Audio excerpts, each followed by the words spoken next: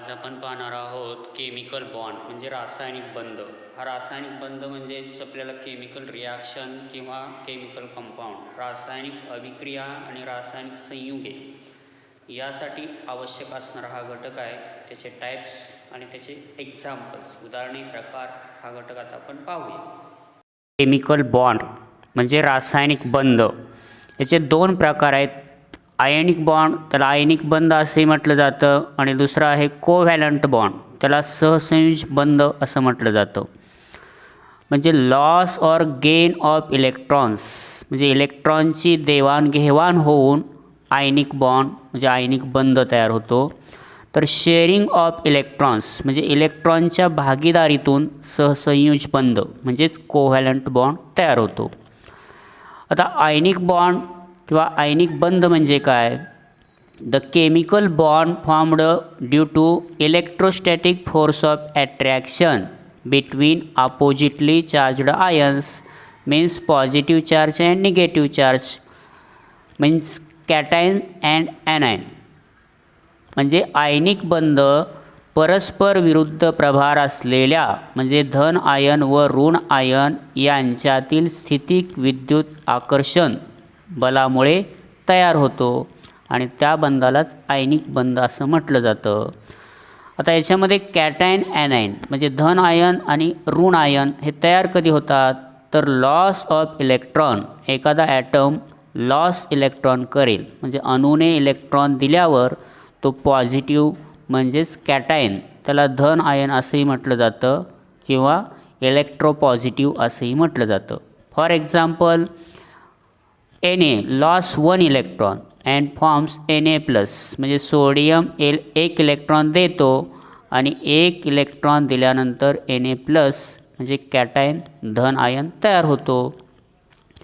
त्यानंतर gain electron, एखादा item gain electron करत असेल म्हणजे अणूने इलेक्ट्रॉन घेतल्यानंतर निगेटिव्ह चार्ज म्हणजे ऋण प्रभार प्राप्त होतो, त्याला ॲनायन असं म्हटलं जातं. मराठीत त्याला ऋण आयन असं म्हटलं जातं आणि इलेक्ट्रोनिगेटिव्ह असंही म्हणतात. For example, chlorine gain 1 electron and form Cl minus, त्यालाच ॲनायन असंही म्हटलं जातं. क्लोरीन एक इलेक्ट्रॉन घेतो आणि Cl मायनस तयार होतो. म्हणजे अशा प्रकारे इलेक्ट्रॉन देणारे धन पॉझिटिव्ह होतात, इलेक्ट्रॉन घेणारे मायनस निगेटिव्ह म्हणजे ऋण होतात. त्याला कॅटायन ॲनायन, धन आयन ऋण आयन असं म्हटलं जातं. आता यांच्यामधूनच पुढे हा कॅटायन हा ॲनायन म्हणजे हा धन आयन आणि ऋण आयन यांच्यामध्ये एक बॉन्ड ॲट्रॅक्शन बल किंवा ॲट्रॅक्शन फोर्स, त्याला आकर्षण बल म्हणतो आपण, ते तयार होतं आणि Na प्लस Cl मायनसला जोडला जातो आणि त्यांच्यामध्ये हा जो बॉन्ड तयार होतो बंध, तर त्या बॉन्डलाच आयनिक बॉन्ड असं म्हटलं जातं.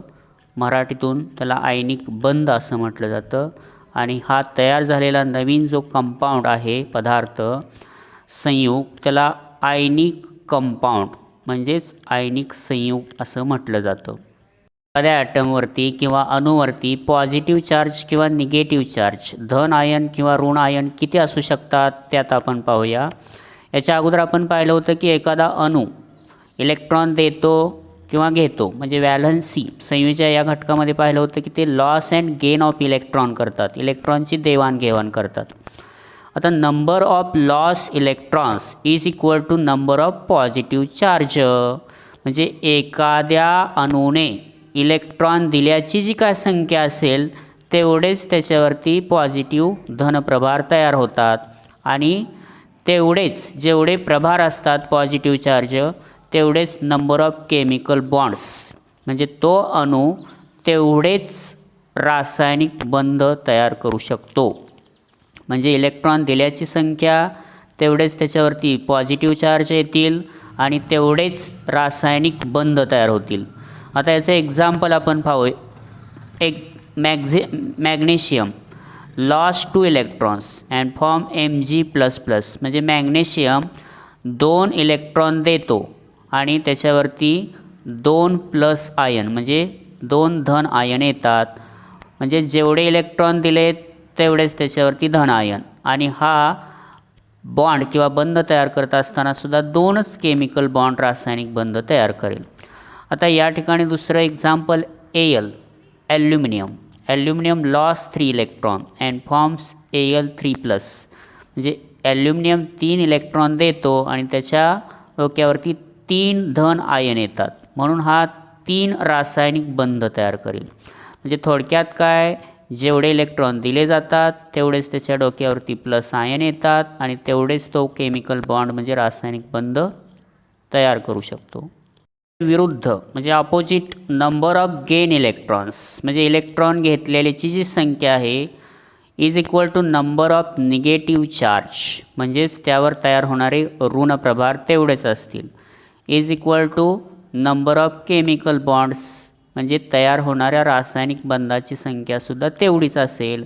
म्हणजे एखाद्या ॲटम अणूने इलेक्ट्रॉन दिले असतील, घेतले असतील, तर गेन इलेक्ट्रॉन म्हणजे इलेक्ट्रॉन घेतल्याची जी संख्या आहे तेवढेच ऋण प्रभार तयार होतील आणि तेवढेच रासायनिक बंध तयार होतील. For example Cl chlorine gain 1 electron, chlorine 1 electron gain करेल म्हणजे घेईल आणि त्याच्या डोक्यावरती Cl- म्हणजे एक ऋण प्रभार तयार होईल. तसं oxygen gain 2 electron, oxygen 2 electron gain करेल घेतो, म्हणून याच्या डोक्यावरती 2 ऋण चार्ज तयार होतील, ऋण प्रभार, आणि तेवढेच तो रासायनिक बंध तयार करेल. म्हणजे जेवढे इलेक्ट्रॉन दिले तेवढे धनप्रभार, तेवढेच रासायनिक बंध.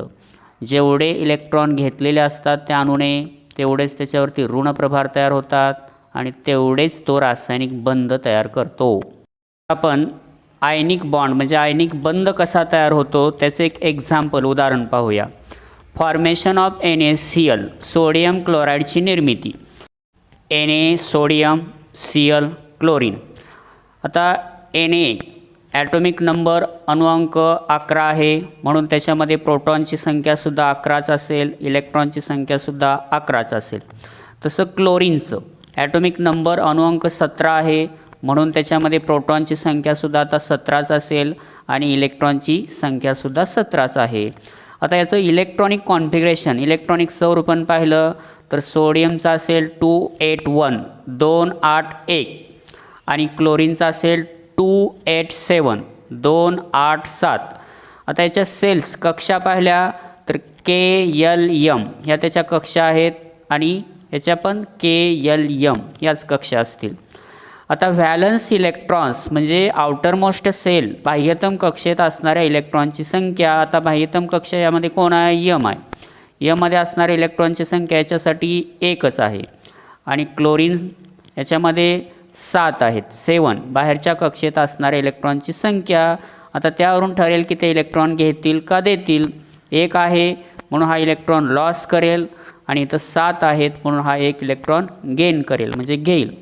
आता याच्यामध्ये 1 इलेक्ट्रॉन लॉस करेल, sodium loss 1 electron and chlorine gain 1 electron. म्हणजे सोडियम 1 इलेक्ट्रॉन देऊन टाकेल आणि क्लोरीन 1 इलेक्ट्रॉन घेईल. आता दिल्यानंतर यांचा ऑक्टेट कंप्लीट होईल आणि ह्याने घेतल्यानंतर याचं पण ऑक्टेट कंप्लीट होईल. सोडियमचं अष्टक आता पूर्ण झालं आहे का? 1 इलेक्ट्रॉन दिला आहे म्हणजे आता 2 8 2 8 म्हणजे KL या कक्षा आहेत. यल कक्षा आता आउटरमोस्ट झाली आणि 8 इलेक्ट्रॉन असल्यामुळे ती ऑक्टेट रूलनुसार कंप्लीट पूर्णपण भरली.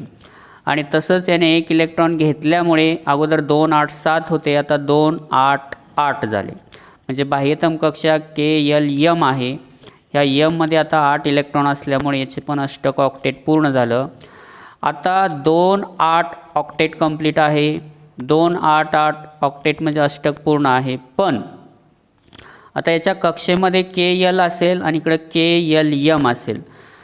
आता इलेक्ट्रॉन दिल्यानंतर आणि घेतल्यानंतर काय बदल झाला? आता इलेक्ट्रॉन सोडियमने 1 दिला आहे आणि क्लोरीनने 1 घेतलेला आहे. आता आपण प्रोटॉनची संख्या पाहूया. प्रोटॉनची संख्या सोडियममध्ये आत्तासुद्धा 11च आहे. क्लोरीनकडे प्रोटॉनची संख्या आत्ता 17च आहे. पण इलेक्ट्रॉनची संख्या मात्र कमी झाली, कारण 1 इलेक्ट्रॉन दिल्यामुळे 2 8 म्हणजे आता इलेक्ट्रॉन आहे 10च सोडियमकडे आणि क्लोरीनकडे इलेक्ट्रॉनची संख्या आता 1ने वाढलेली आहे, ती झाली आता 18 आता ह्या दोघातल्या मधला जो डिफरन्स आहे प्रोटॉन आणि इलेक्ट्रॉनच्या संख्येमधला डिफरन्स आहे तो कितीनं आहे बघूया आपण. प्रोटॉनची संख्या 11 आहे, इलेक्ट्रॉनची संख्या 10 आहे, म्हणजे प्लस आयन 11 आहेत -10 आहेत. त्यामुळे कोण कितीनं जास्त आहे तर +1ने जास्त आहे, म्हणजे पॉझिटिव्ह आयन 1ने जास्त आहे, म्हणून याच्याकडे +1 हा चार्ज लिहिला जातो. कारण जेवढे प्लस जास्त आहेत तेवढा आयन असतील. तसं याच्याकडे अगोदर 17 होते प्रोटॉन, आता पण 17च आहेत, पण इलेक्ट्रॉन मात्र 18 झालेत. पॉझिटिव्ह चार्ज 17 होते, 17च राहिले, पण निगेटिव्ह चार्ज मात्र 17चे 18 झाले.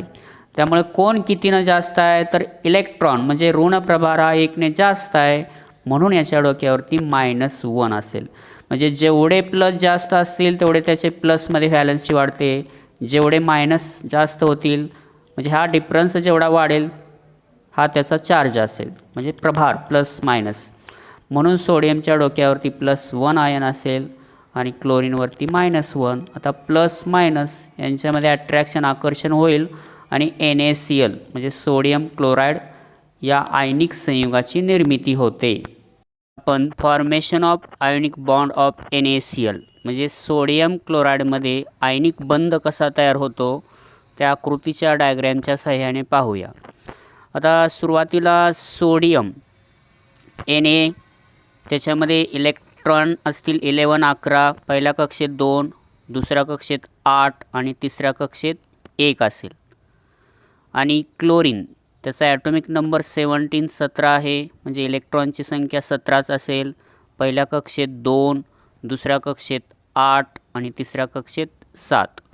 2 8 7 2 8 7 आणि याचा आहे 2 8 1 म्हणजे 2 8 1. आता आउटर मोस्ट सेल म्हणजे बाह्यतम कक्षा, यामध्ये 1 इलेक्ट्रॉन आहे. हा 1 इलेक्ट्रॉन तो लॉस करेल, देऊन टाकेल. हा दिलेला 1 इलेक्ट्रॉन हा Cl क्लोरीन घेईल आणि आता 1 इलेक्ट्रॉन दिल्यामुळे सोडियमकडे आहेत 2 8, पहिल्या कक्षेत 2, दुसऱ्या कक्षेत 8. कारण 1 इलेक्ट्रॉन बाहेरच्या कक्षेत होता, तो 1 दिलेला आहे, त्यामुळे आता बाहेरची कक्षा नसेल, फक्त आता 2च कक्षा राहिल्या त्याच्याकडे. 1 इलेक्ट्रॉन क्लोरीनने घेतलेला आहे, अगोदर 7 होते आणि हा एक घेतलेला म्हणजे 8 इलेक्ट्रॉन झाले. आता 1 इलेक्ट्रॉन दिल्यामुळे Na Na+ झाला, म्हणजे कॅटायन झाला, धन आयन असंही म्हटलं जातं त्याला. आणि 1 इलेक्ट्रॉन घेतल्यामुळे Clचा Cl- झाला, म्हणजेच त्याला ॲनायन असं म्हणतो आपण, म्हणजे ऋण आयन झाला. 1 इलेक्ट्रॉन दिल्यामुळे सोडियम धन पॉझिटिव्ह झाला आणि 1 इलेक्ट्रॉन घेतल्यामुळे Cl क्लोरीन मायनस झाला. आता Na+ आणि Cl- यांच्यामध्ये अट्रॅक्शन फोर्स आकर्षण बल असेल आणि त्यांच्यापासून NaCl या सोडियम क्लोराईडची निर्मिती होईल. आता आपण कोव्हॅलंट बॉन्ड म्हणजे सहसंयुज बंध कसा तयार होतो ते पाहूया. Covalent bond means a chemical bond formed by sharing of valence shell electrons between atoms. म्हणजेच अणूंनी एकमेकाबरोबर संयुजा इलेक्ट्रॉनची भागीदारी, त्याला संधान असेही म्हटलं जातं. म्हणजे भागीदारी केल्यावर जो बंध तयार होतो त्याला सहसंयुज बंध असं म्हटलं जातं. आता इलेक्ट्रॉनची भागीदारी केली जाते आणि त्यापासून कोव्हॅलंट बॉन्ड म्हणजे सहसंयुज बंध तयार होतो. आता त्याच्यामध्ये परत 3 प्रकार आहेत. सिंगल कोव्हॅलंट बॉन्ड म्हणजे एकेरी सहसंयुज बंध, शेअरिंग ऑफ 2 इलेक्ट्रॉन्स 2 इलेक्ट्रॉनमध्ये भागीदारी होते आणि त्यापासून एकेरी सहसंयुज बंध तयार होतो, म्हणजे सिंगल कोव्हॅलंट बॉन्ड. त्याचं एक्झाम्पल उदाहरण आहे हायड्रोजन H2I म्हणजे हायड्रोजन गॅस. आता पहिला हायड्रोजन त्यातला 1 इलेक्ट्रॉन, दुसरा हायड्रोजन त्यातला 1 इलेक्ट्रॉन हे एकमेकाशी शेअरिंग करतील आणि H2 या वायूची गॅसची निर्मिती होईल. तसं double covalent bond sharing of 4 electrons म्हणजे दुहेरी सहसंयुज बंध हा 4 इलेक्ट्रॉनची भागीदारी होऊन तयार होतो. आता याचं एक्झाम्पल आहे O2 गॅस म्हणजे ऑक्सिजन वायूची निर्मिती. पहिला ऑक्सिजन 2 इलेक्ट्रॉनची आणि तसंच दुसरा ऑक्सिजन 2 इलेक्ट्रॉन्स एकमेकांची भागीदारी करतील, शेअरिंग ऑफ 4 इलेक्ट्रॉन्स, आणि त्यापासून हा डबल कोव्हलंट बॉन्ड म्हणजे दुहेरी सहसंयोजी बंध तयार होईल. या ठिकाणी सिंगल तयार झाला आहे, इथं डबल तयार झाला, आणि आता ट्रिपल कोव्हलंट बॉन्ड म्हणजे शेअरिंग ऑफ 6 इलेक्ट्रॉन्स, तिहेरी सहसंयोजी बंध हा 6 इलेक्ट्रॉनच्या भागीदारीतून तयार होतो. त्याचं example formation of nitrogen gas N2 वायू तयार होतो. आता यामध्ये पहिला नायट्रोजन 3 इलेक्ट्रॉन, दुसरा नायट्रोजन 3 इलेक्ट्रॉन यांच्यामध्ये भागीदारी होते, म्हणजे एकूण 6 इलेक्ट्रॉन. 6 इलेक्ट्रॉन्समध्ये भागीदारी झाली आणि हा सिंगल डबल ट्रिपल म्हणजे अशा प्रकारे एकेरी दुहेरी तिहेरी म्हणजे हा तिहेरी सहसंयोजी बंध तयार झाला, triple covalent bond. Covalent bond म्हणजे सहसंयोजी बंधाचे एक एक्झाम्पल उदाहरण आपण पाहूया. या ठिकाणी formation of covalent bond in H2 molecule, hydrogen रेणूमध्ये सहसंयोजी बंधाची निर्मिती कशी होते. आता याच्यामध्ये H2 गॅस हायड्रोजन वायू तयार होण्यासाठी 2 हायड्रोजन एकत्रित येतात आणि त्यांच्यामध्ये कोव्हॅलंट बॉन्ड सहसंयोजी बंध तयार होतो. आता याच्या अगोदर आपल्याला त्याचं स्ट्रक्चर कसं आहे ते बघावं लागेल, त्याची रचना. आता पहिल्या हायड्रोजनचा विचार केला तर त्याला एक कक्षा आहे आणि 1 इलेक्ट्रॉन आहे, 1 सेल 1 इलेक्ट्रॉन. आणि दुसरा हायड्रोजनसुद्धा त्याचप्रमाणे आहे, 1 सेल 1 इलेक्ट्रॉन म्हणजे एकच कक्षा आहे आणि एकच इलेक्ट्रॉन आहे, कारण हायड्रोजनचा ॲटॉमिक नंबर अणुअंक 1 आहे आणि इलेक्ट्रॉनची संख्यासुद्धा एकच आहे, त्यामुळे ती पहिल्या कक्षेत असेल, सिंगल सेल. आता या ठिकाणी त्यांचं कॉम्बिनेशन म्हणजेच त्यांच्यामध्ये एक बॉन्ड तयार होईल. मग आता बॉन्ड तयार होत असताना त्याच्यामध्ये शेअरिंग ऑफ इलेक्ट्रॉन म्हणजे इलेक्ट्रॉनची भागीदारी होईल. आता शेअरिंग भागीदारी झाल्यामुळे ते जे इलेक्ट्रॉन असतील ते दोघांसाठी असतील, म्हणजे पहिल्या हायड्रोजनसाठी पण काउंट करावे लागतील आणि दुसऱ्या हायड्रोजनसाठी पण काउंट करावे लागतील. आता याच्यामध्ये 2 इलेक्ट्रॉन म्हणजे पहिल्या हायड्रोजनचा हा 1 इलेक्ट्रॉन, दुसऱ्या हायड्रोजनचा हा दुसरा इलेक्ट्रॉन, म्हणजे हे 2 इलेक्ट्रॉन एकमेकांमध्ये शेअर करतील, भागीदारी करतील आणि त्यांच्यापासून एक नवीन संयुग म्हणजे H2 रेणू हा तयार होईल. आता या ठिकाणी पहिला हायड्रोजन हा असेल आणि हा दुसरा हायड्रोजन आहे. आता याच्या पहिल्या कक्षातला पहिल्या हायड्रोजनचा हा इलेक्ट्रॉन समजा असेल तर दुसऱ्या हायड्रोजनचा हा इलेक्ट्रॉन असेल. हे दोन्ही इलेक्ट्रॉन आता अशा स्थितीत आहेत की आपण ही पहिल्या हायड्रोजनची कक्षा आपण पाहूया, ही अशी वर्तुळाकार असेल. हे दोन्हीही इलेक्ट्रॉन ह्या पहिल्या हायड्रोजनच्या कक्षेवर आलेत, म्हणजे पहिल्या हायड्रोजनकडे आता 2 इलेक्ट्रॉन झाले, डुप्लेट रूलनुसार ह्याच्याकडे 2 इलेक्ट्रॉन आले. तसं आता दुसऱ्याचा पण विचार करूया. दुसऱ्या हायड्रोजनचा विचार केला तर ह्या कक्षेवर सुद्धा आता 2 इलेक्ट्रॉन आपल्याला दिसतात, म्हणजे पहिल्या हायड्रोजनच्या कक्षेचा विचार केला तरी 2 इलेक्ट्रॉन आहेत, दुसऱ्या हायड्रोजनच्या कक्षेचा विचार केला तरीही 2 इलेक्ट्रॉन आहेत. म्हणजे थोडक्यात काय, आता हे 2 इलेक्ट्रॉन जे आहेत ते दोघांची मालमत्ता असेल. थोडक्यात हे 2 इलेक्ट्रॉन दोघांसाठी काउंट करायचे. पहिल्या हायड्रोजनसाठी त्या कक्षेत आता 2 इलेक्ट्रॉन आहेत, तसंच या दुसऱ्या हायड्रोजनसाठी सुद्धा त्याच्या कक्षेवरती हे 2 इलेक्ट्रॉन येतात. म्हणून याचंसुद्धा डुप्लेट पूर्ण झालं, याचंसुद्धा डुप्लेट पूर्ण झालं आणि त्यामुळेच कोव्हॅलंट बॉन्ड सहसंयोज बंध तयार होतो. म्हणजे हे इलेक्ट्रॉन दोघांच्याही मालकीचे झाले. आता भागीदारी झाल्यामुळे हे 2 इलेक्ट्रॉन दोघांसाठीही झाले, म्हणूनच त्यापासून सहसंयोज बंध म्हणजेच कोव्हॅलंट बॉन्ड तयार होतो. कोव्हॅलंट बॉन्ड म्हणजे सहसंयोज बंधाचं दुसरं उदाहरण आपण पाहूया. Formation of covalent bond in H2O molecule म्हणजे पाण्याचा रेणू तयार होईल, त्यामध्ये कोव्हॅलंट बॉन्ड किंवा सहसंयोज बंध आहे. आता याच्यामध्ये पाण्याचं सूत्र आपल्याला माहीत आहे, H2O म्हणजे 2 हायड्रोजन एका ऑक्सिजनशी जोडले जातील आणि त्यांच्यामध्येच कोव्हॅलंट बॉन्ड तयार होईल. आता सुरुवातीला आपल्याला ऑक्सिजनची स्ट्रक्चर कसं आहे, अणूची रचना कशी आहे ते पाहूया. ॲटॉमिक नंबर ऑफ ऑक्सिजन 8 आहे, म्हणजे ऑक्सिजनचा अणुअंक 8 आहे, त्यामुळे पहिल्या कक्षेत 2 इलेक्ट्रॉन असतील आणि बाहेरच्या म्हणजे दुसऱ्या कक्षेत 6 इलेक्ट्रॉन आहेत. आता आउटर मोस्ट सेल बाहेरच्या कक्षेत 6 इलेक्ट्रॉन असल्यामुळे आता ह्याला 2 इलेक्ट्रॉनची गरज आहे. मग आता हा 2 इलेक्ट्रॉन घेतल्यानंतर याचं ऑक्टेट म्हणजे अष्टक पूर्ण होईल. मग आता 2 इलेक्ट्रॉन हा मिळवतो भागीदारी करून. कसं, तर हा पहिला हायड्रोजन आहे, त्याच्याकडे एक कक्षा 1 इलेक्ट्रॉन आहे हा सिंगल सेल 1 इलेक्ट्रॉन आणि दुसरा हायड्रोजनसुद्धा सेम तसाच असेल, सिंगल सेल 1 इलेक्ट्रॉन म्हणजे एक कक्षा 1 इलेक्ट्रॉन. म्हणजेच थोडक्यात हे 6 तर ऑक्सिजनकडे अगोदरच आहेत. एका हायड्रोजनकडून 1 इलेक्ट्रॉन घेईल म्हणजे 7 झाले आणि पुढचा 1 इलेक्ट्रॉन दुसऱ्या हायड्रोजनकडून घेईल म्हणजे 8 होतील. मग आता नवीन स्ट्रक्चर म्हणजे थोडक्यात H2O तयार झाला असेल तर त्या ठिकाणी आता ऑक्सिजनची आउटर मोस्ट सेल जी बाह्यतम कक्षा अगोदर होती, जिथं 6 इलेक्ट्रॉन होते अगोदरच, आता हे 2 आले म्हणजे 8 इलेक्ट्रॉन पूर्ण झाले. म्हणजे ऑक्सिजनचं अष्टक पूर्ण झालं, ऑक्टेट कंप्लीट झालं. आता ऑक्सिजनचं ऑक्टेट अष्टक पूर्ण झालं, तसं हायड्रोजनचं डुप्लेट म्हणजे द्विक पूर्ण झालं असेल का? तर झालेलं आहे. कसं? तर आता ह्या पहिल्या हायड्रोजनचा आपण विचार केला तर त्याची ही सेल कक्षा आहे. आता ह्या कक्षेवर 2 इलेक्ट्रॉन दिसतात. हायड्रोजनचा स्वतःचा एक तर आहेच आहे, पण ऑक्सिजनचा 1 इलेक्ट्रॉन भागीदारी करून मिळवलेला. म्हणजे आता हे 2 इलेक्ट्रॉन दोघांसाठी काउंट करायचे. जेव्हा हायड्रोजनचे काउंट करतोय आपण तेव्हा हे 2 इलेक्ट्रॉन हायड्रोजनसाठी येतील. हायड्रोजनकडे एकच कक्षा आहे, 2 इलेक्ट्रॉन बसतात. आता 2 इलेक्ट्रॉन आहेत.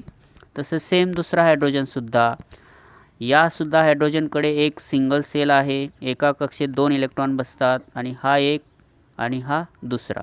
हे दोन्ही इलेक्ट्रॉन ह्या हायड्रोजनसाठी काउंट करायचे, हे दोन्ही इलेक्ट्रॉन या हायड्रोजनसाठी काउंट करायचे. म्हणजे इथं दोन्ही हायड्रोजनचं डुप्लेट द्विक पूर्ण होतं. आणि ऑक्सिजनचा विचार केला तर हे 8 इलेक्ट्रॉन ह्या ऑक्सिजनसाठी असतील. म्हणजे थोडक्यात काय, जे भागीदारी करून इलेक्ट्रॉन मिळवतात ते दोघांसाठी काउंट करायचे, ह्या हायड्रोजनसाठीही ऑक्सिजनसाठी. तसंच इकडंसुद्धा इथं 2 इलेक्ट्रॉन ह्या हायड्रोजनसाठी काउंट करायचे. म्हणजे थोडक्यात काय, ऑक्सिजनचं ऑक्टेट अष्टक पूर्ण होतं आणि या दोन्ही हायड्रोजनचं डुप्लेट म्हणजे द्विक पूर्ण होतं. आणि याचप्रमाणे एक ऑक्सिजन 2 हायड्रोजनशी कोव्हॅलंट म्हणजे सहसंयोज बंधाने जोडला जातो आणि त्यापासून H2O पाणी याची निर्मिती होते. आयनिक बॉन्डपासून आयनिक कंपाऊंड तयार होतात, तसं कोव्हॅलंट बॉन्डपासून कोव्हॅलंट कंपाऊंड्स तयार होतात.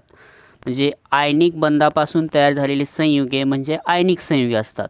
तसं सहसंयोज बंधापासून तयार झालेले संयुगे म्हणजे सहसंयोज संयुगे. आता या दोघांमध्ये डिफरन्स फरक काय आहे? तर ionic compounds are formed by loss and gain of electrons. म्हणजे आयनिक संयुगे ही इलेक्ट्रॉनची देवाणघेवाण होऊन तयार होतात. तसं कोव्हॅलंट म्हणजे सहसंयोज संयुगे ही शेअरिंग म्हणजे भागीदारी होऊनच तयार होतात. दुसरा फरक आहे तो म्हणजे मेटल नॉन मेटल म्हणजे धातू अधातू यांच्यामध्ये आयोनिक कंपाऊंड म्हणजे आयनिक बंध तयार होतात. आणि सहसंयोज संयुगे ही सहसा नॉन मेटल म्हणजे अधातूपासूनच तयार होतात. Ions between opposite properties atom. मग आता या ठिकाणी आयनिक संयुग होण्यासाठी असलेली जी काही अणू आहेत ते अणू नेहमी विरुद्ध गुणधर्म असलेलेच अणू असतात. म्हणजे धन आयन, ऋण आयन आणि त्यापासून बंध तयार होतो. तसं इकडं सेम प्रॉपर्टीज म्हणजे सारखेच गुणधर्माचे अणू असतात आणि त्यापासून संयुग तयार होतात. पुढचा पॉईंट आहे ionic compounds have high melting and boiling points. म्हणजे आयनिक संयुगाचे द्रवणांक व उत्कलनांक उच्च असतात म्हणजे जास्त असतात. तसं covalent compounds have low melting and boiling points. सहसंयोज संयुगाचे द्रवणांक व उत्कलनांक कमी असतात. पुढचा पॉईंट आहे ionic compounds are soluble in water but insoluble in organic solvents like petrol, diesel, kerosene. म्हणजे आयनिक संयुगे पाण्यात विरघळतात परंतु सेंद्रिय द्रावणात म्हणजे पेट्रोल डिझेलमध्ये ती अविद्राव्य असतात म्हणजे विरघळत नाहीत. तसं covalent compounds are insoluble in water but soluble in organic solvents. म्हणजे ही पाण्यात विरघळत नाहीत परंतु इतर सेंद्रिय द्रावणात किंवा संयुगात ती विरघळतात. म्हणजे ही पाण्यात विरघळतात, ही पाण्यात विरघळत नाहीत. त्याच्याविरुद्ध हे पेट्रोल डिझेलमध्ये विरघळत नाहीत, ही विरघळतात. पुढचा मेन डिफरन्स याच्यामधला आहे good conductors of electricity in dissolved or molten condition म्हणजे आयनिक संयुगे ही वितळलेल्या किंवा विरघळलेल्या स्थितीत असतील तर त्यापासून किंवा त्यामधून विजेचं वहन होतं, म्हणजे ते विजेचे सुवाहक आहेत.